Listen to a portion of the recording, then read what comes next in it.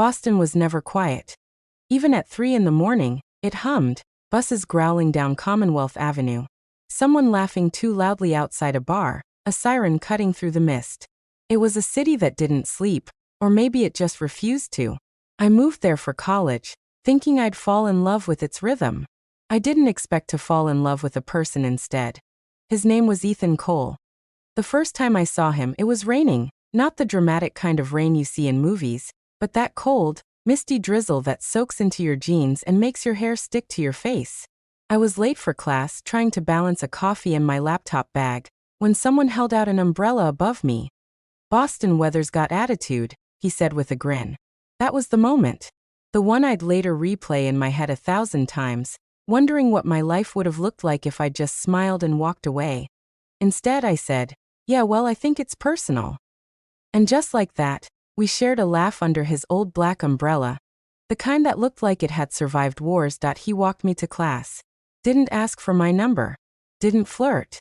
Just said, "Maybe I'll see you around." And somehow, I did that. It became a pattern, bumping into Ethan at the campus coffee shop.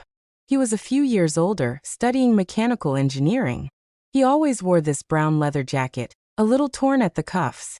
His hands were always moving, tapping the table, adjusting something on his laptop, spinning his keys. He was restless energy and quiet eyes. One afternoon, I asked him, "Why do you always sit here?" He looked up from his notebook, a faint smirk playing on his lips. "You sit here too." Touché. That was how it started. Coffee turned into walks. Walks turned into long drives. And somewhere between winter and spring, I realized I was falling for him. Not in the fluttery high school way. It was heavier. The kind of love that makes you afraid of losing what you haven't even had yet. He didn't talk much about his past. But sometimes, I'd catch this shadow behind his smile. Once I asked, "Are you okay?" He looked at me for a long time before saying, "Yeah, I just don't sleep well." I didn't press. But I should have. By summer, we were inseparable. We rented a tiny apartment near the Charles River. One room, creaky floorboards, and a window that looked out at the skyline. It wasn't much, but it was ours. We cooked ramen on a broken stove, painted the walls with leftover colors from the hardware store, and fell asleep listening to the sound of trains. Ethan played guitar, badly. But every night he'd sit by the window and strum a few chords, humming some half-written song. "What's it about?" I asked one night, my head resting on his shoulder. "You," he said simply. And then he kissed me, and everything outside that moment disappeared. Love can feel like flying. Until you realize you've been falling the whole time. It started small. Missed calls. Late nights. His texts became shorter, his smiles tighter. I told myself it was just stress, but deep down I knew something was wrong. One night, I woke up to find him sitting on the floor, head in his hands. "Ethan?" He didn't look up. "Go back to sleep." I didn't. I sat beside him, my fingers tracing the tattoo on his arm. A small black bird with broken wings. He whispered. "Sometimes I wish I could stop time. Just freeze it right here." Why? Because good things don't last for me. I didn't understand what he meant. Not why in August he disappeared for 2 days. No calls. No texts. I went crazy, calling hospitals, asking friends, walking the streets until my feet blistered. Then he showed up at dawn, eyes red, hands shaking. "Where were you?" I cried. "I needed space," he said. "From me?" He shook his head. "From myself." That was the first time I saw the darkness that lived inside him. He confessed later that he'd been struggling with depression for years. Medication. Therapy. He said he thought he had it under control. "I didn't want you to see me like that." He said that I told him love wasn't about hiding your storms. It was about learning to dance in the rain. He smiled at that. But it didn't reach his eyes.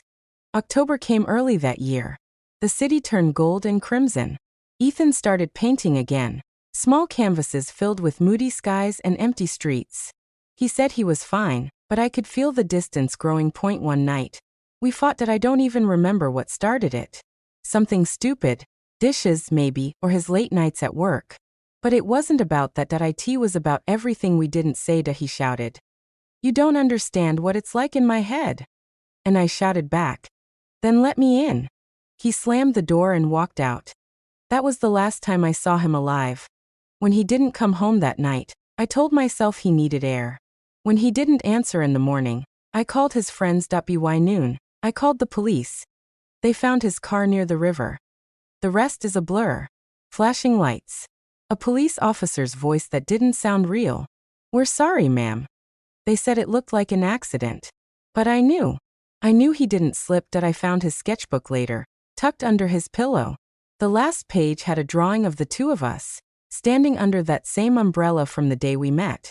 Above it he'd written, "If the rain stops, will you still remember me?" It's been a year since Ethan died. I still live in the same apartment. The walls are bare now. The window looks out at the same skyline, but I don't open it anymore. Sometimes when it rains, I swear I can hear him playing his guitar. I walk by the river every week. I bring flowers, though I never know where to place them. There's no grave, just water and wind and memory. People tell me to move on, but love like ours doesn't just fade. It lingers, in songs, in rain, in quiet moments when you forget to breathe. Sometimes I think about that night, what I could have said, what I could have done. Maybe if I'd stayed quiet. Maybe if I'd held him longer. But love isn't about saving someone. It's about seeing them. And I saw Ethan, all his broken pieces, all his beauty, all his darkness. That he was my storm. And I was the girl who thought she could outlove the rain. That there's one last recording on his phone. I found it a few months after he was gone. Just his voice and a few chords. "If the night falls, don't be afraid. That I'll be where the river fades. Love doesn't end. It only hides in the sound of the city and the tears you hide." Every time I play it, I cry. But I also smile. Because for a moment he's still here, in the sound, in the song, in me. And maybe that's what love really is. Not forever. Just real. Today, the sky is clear. For the first time in months that I take a walk without an umbrella, letting the sun warm my face. And when I reach the river, I whisper, "I still remember you." The wind carries it away. And somewhere, maybe in the quiet part of the city, maybe in the heart of the storm, I hope he hears me. Because even after all this time, I still love him. And I think maybe he still loves me too.